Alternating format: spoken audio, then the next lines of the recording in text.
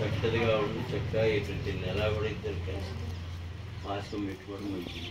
అమ్మగారు అట్లాగే చూసుకుంటూ జాగ్రత్తగా మీ అమ్మగారికి మీ నాన్నగారు చాలా సేవ చేస్తారు. అవన్నీ మర్చిపోకుండా అట్లాగే మీరు కూడా సేవ చేస్తూ చక్కగా చోట్ల ఉంటుంది.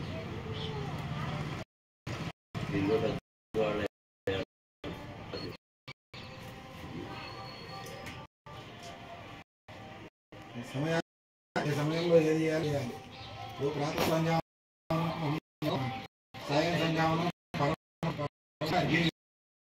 ఎందుకు సూర్యుడు తూర్పులో ఉదయం జరుగుతుంది, అస్తమించేది సాయంత్రం పడమట్లో కాబట్టి అర్ఘ్యం ఇచ్చేది సాయంత్రం కూడా పడమట దిక్కుని.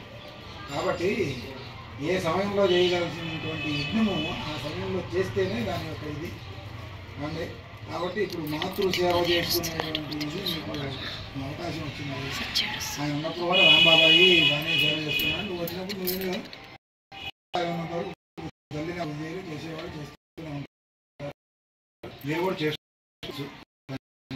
ఇప్పుడు తర్వాత చేయవలసినటువంటి సమయానుకూలంగా మీ అమ్మగారి దేవోభవ అమ్మవారికి కానీ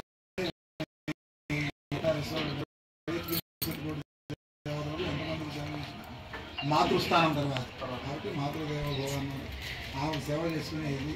ఈ చివరిలో అయినా ఆమె సేవ చేసుకొని ఆ యొక్క ఆశీర్వచనం మీకు ఎప్పుడు మీ విషయానికి ఎల్లప్పుడూ ఉండేటట్టుగా చూసుకోవడం అనేది మీ బాధ్యత.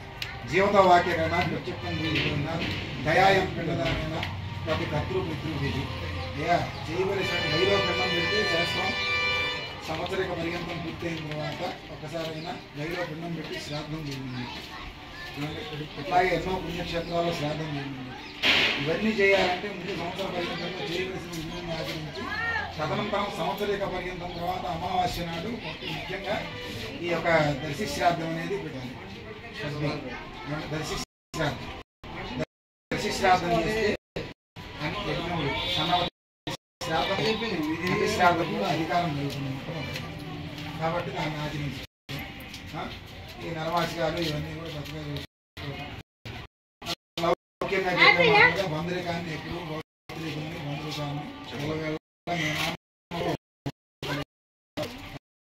కాపాడుకుంటూ ఇంకొంచెం పెంచుకోవాలి. మనం పెద్దవాళ్ళు ఏదైనా అయిన తర్వాత వదిలేయచ్చు, ఓడుకోవచ్చు, ఓపిక లేకపోవచ్చు. నేను పాపయ్య శాస్త్రి గారు అట్లాగే ఇంకొంచెం మన గోత్రీలు వాళ్ళందరినీ కాస్త కలిపి అట్లాగే మిగతా ఉన్నారు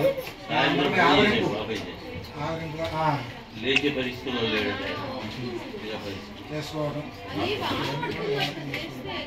పితృయజ్ఞంలో భాగంగా ఇహలోకం పరిచర్య గతోసి బ్రహ్మానికి మనసావాయు విప్రేత్వాన్ని చేసే ప్రతివంతా కూడా వాయు రూపంగా పితృదేవతలు అనుకున్నప్పుడు వాయు రూపంగా వాళ్ళు ఉండి ఎప్పుడు కూడా యజ్ఞం చక్కగా జరుగుతుందో లేదా అనేది వాళ్ళు చూస్తూనే ఉంటారు.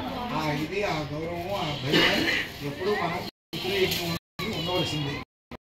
పూర్వమంతో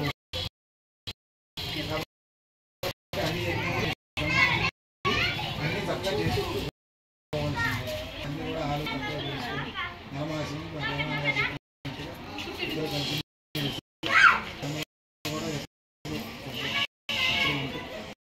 కుటుంబం జాగ్రత్త చేసుకోవాలి.